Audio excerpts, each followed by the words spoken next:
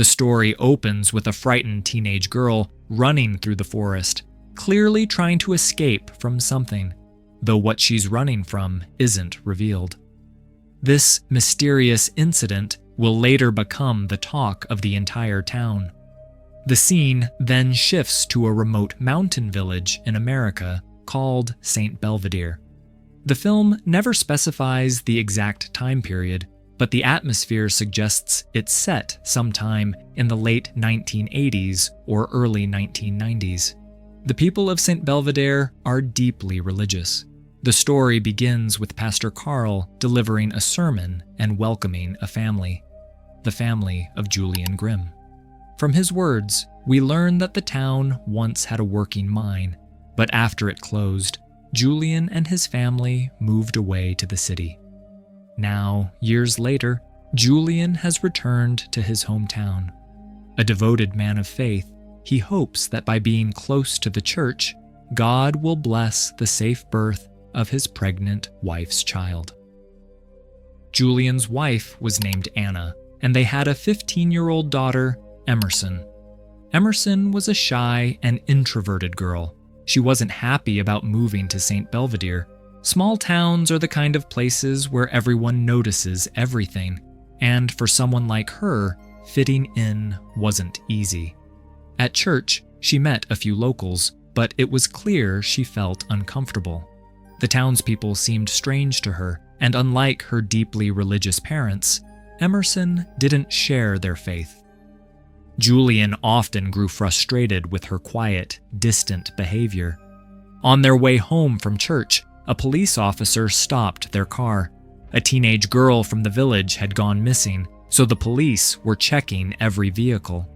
Emerson noticed another man whose car was being searched earlier. There was something unsettling about him. The officer, who already knew Julian, greeted him warmly and tried to talk to Emerson, but she didn't respond. Julian scolded her for being rude, telling her to at least answer people politely. Just then, Emerson suddenly turned the steering wheel, almost causing a crash. Anna, who was pregnant and sitting in the back seat, was terrified. There was no one on the road. It seemed as if Emerson had seen something that wasn't really there. Julian lost his temper after Emerson's reckless move and forced her out of the car. Alone on a deserted road, she cried and began walking home. When a car slowed beside her, fear took over. She ran into the woods and reached a grassy clearing. Already terrified, she suddenly saw a strange creature near the trees. The audience gets a quick glimpse before she screams. Julian arrived just in time, apologized for yelling, and tried to calm her. He hadn't seen any monster, insisting she probably saw an animal or shadow. Emerson, trembling, said she wanted to leave this place, but Julian explained they'd stay only until the baby was born and asked her to be strong. He hugged her tightly. The next day at school, things got worse.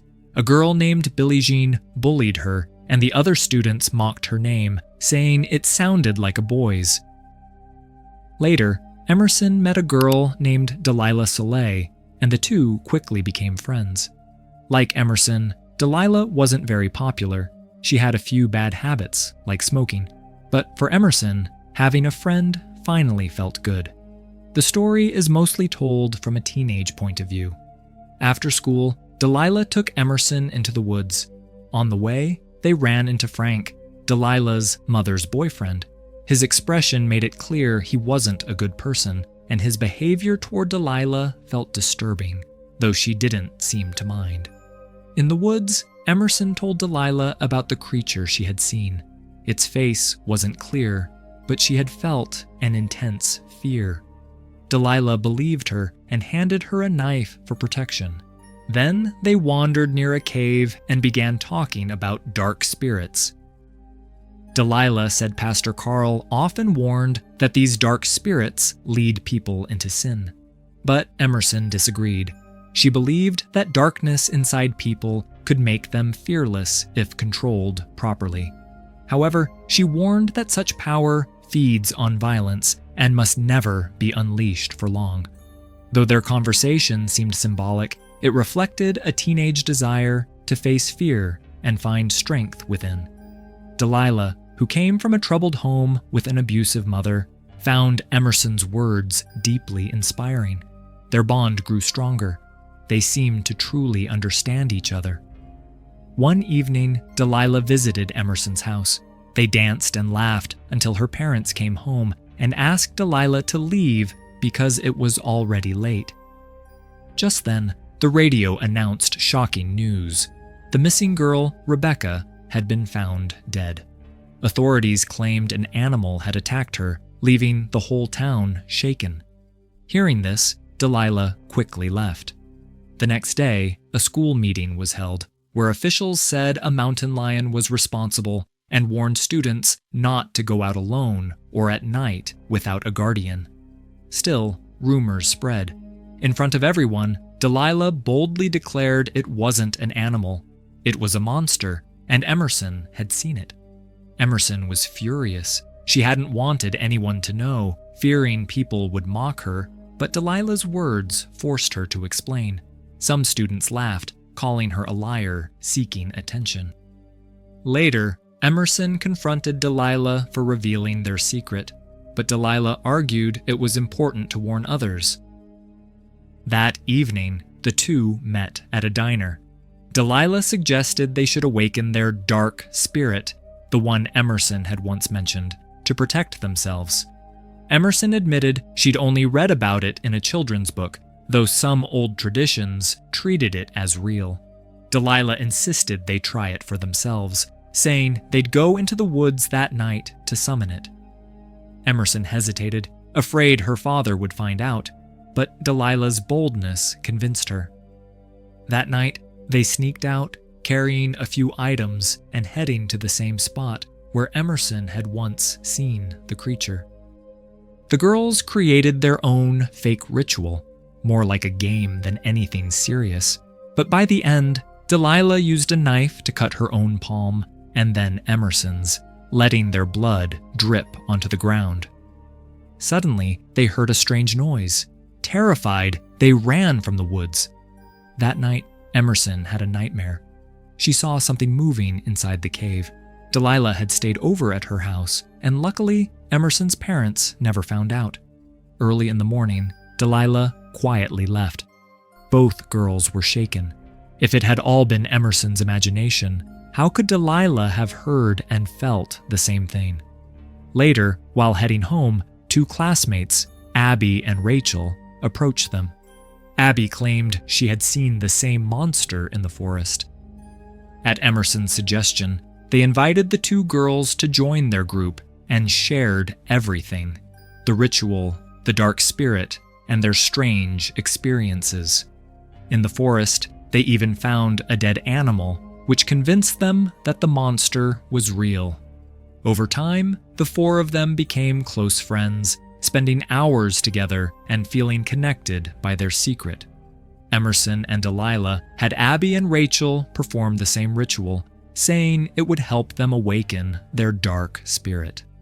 Though nothing seemed to happen, Delilah proved her point by pinching Rachel hard, then asking her to do the same.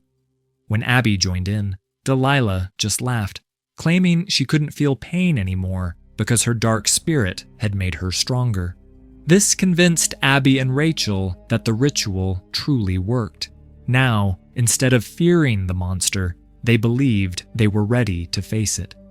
The story, shown through a teenage lens, also reflects how teens often see society and family as enemies during their rebellious phase. They even take their revenge on the bully girl, Billie Jean, and scare her a lot together in the woods. Emerson, too, began feeling changes within. One night at dinner, she ate aggressively, like a wild predator. When her father mentioned bear attacks, she asked how to stop one. He joked that poking its neck with something sharp could work. During their playful talk, Emerson suddenly bit his hand, surprising both parents. Even she began fearing her growing darkness. The next day at church, a girl named Baby told Emerson she had also seen the monster. Afterward, Emerson told Delilah, who tearfully hugged her, revealing she was deeply troubled by her abusive mother's behavior. Delilah's mother was always drunk and didn't care about her at all.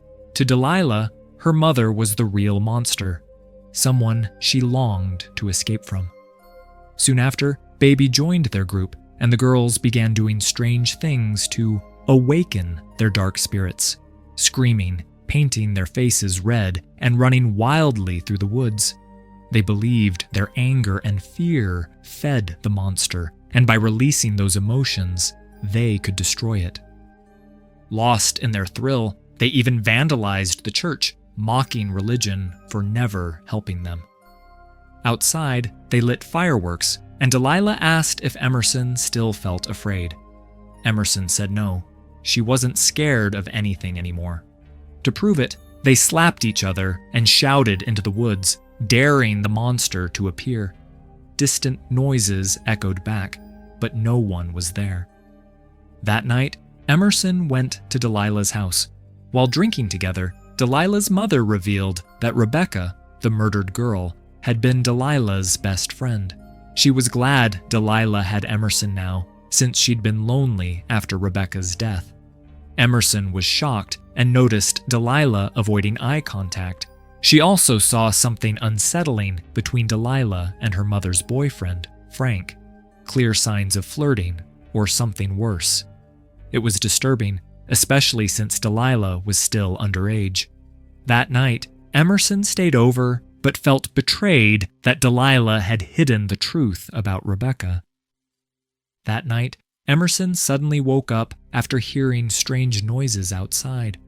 When she opened the door, she saw Delilah staring at her with an animal-like expression. But it was only a nightmare. The next morning, the church was tense.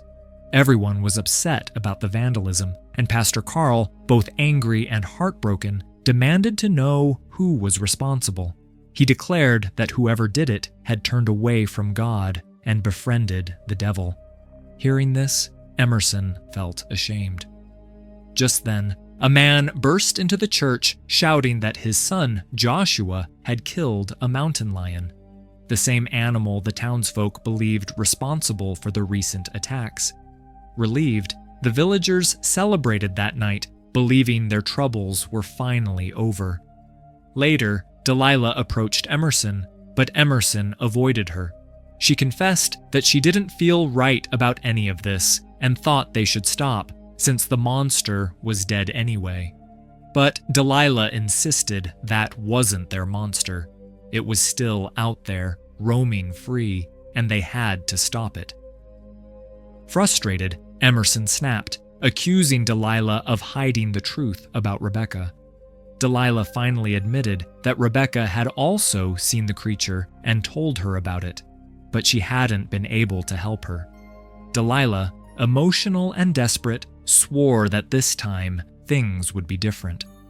Emerson tried to reason with her, warning that getting close to Frank was a mistake. Offended, Delilah snapped back, accusing Emerson of being jealous because no one cared about her, then stormed into the woods alone. Moments later, Emerson heard terrified screams.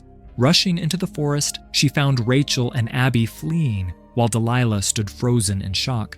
Baby was no longer alive. Since the mountain lion was already killed, it was clear something else had done it. The real monster. Pastor Carl soon gathered everyone, demanding to know what the girls were doing in the woods and what had happened to Baby. Trembling, Abby revealed everything, their dark spirit rituals and belief that they could fight the monster. Emerson tried to explain, but the villagers dismissed it as childish fantasy. Pastor Carl insisted the devil had influenced them. When he asked who started it, Emerson was too scared to speak, so Delilah took the blame, saying it was her idea and she had led the others. Hearing this, the townsfolk concluded Delilah was mentally unstable, since her late friend Rebecca had also spoken of monsters before dying. They believed Delilah had filled her head with such thoughts too, and decided she should be sent to a mental facility. Hearing the villagers' decision, Delilah screamed that she wasn't insane and begged Emerson to defend her.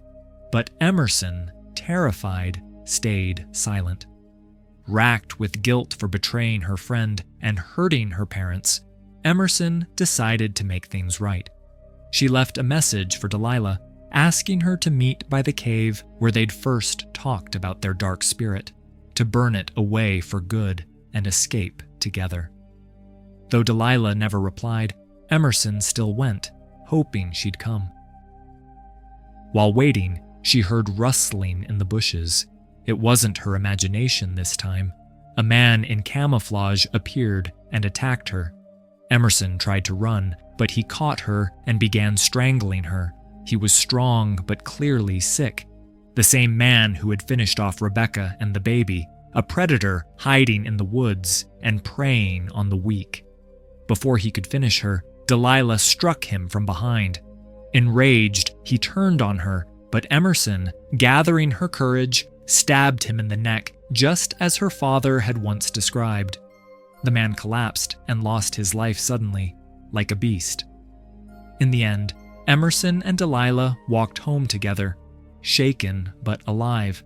Their ritual may have been childish, but it had awakened something real, the strength to face their fears. This film explores several deep themes. In my view, its hidden meaning goes far beyond a simple horror story. It's a metaphor for female inner rage and the struggle against patriarchy. Here, the monster isn't supernatural at all. It represents human cruelty and hypocrisy. Emerson and her friends awakening their dark spirit symbolizes women reclaiming their suppressed strength and identity. Beyond that, the movie carries multiple layers of hidden meaning, each reflecting society's fears, control, and the courage to break free.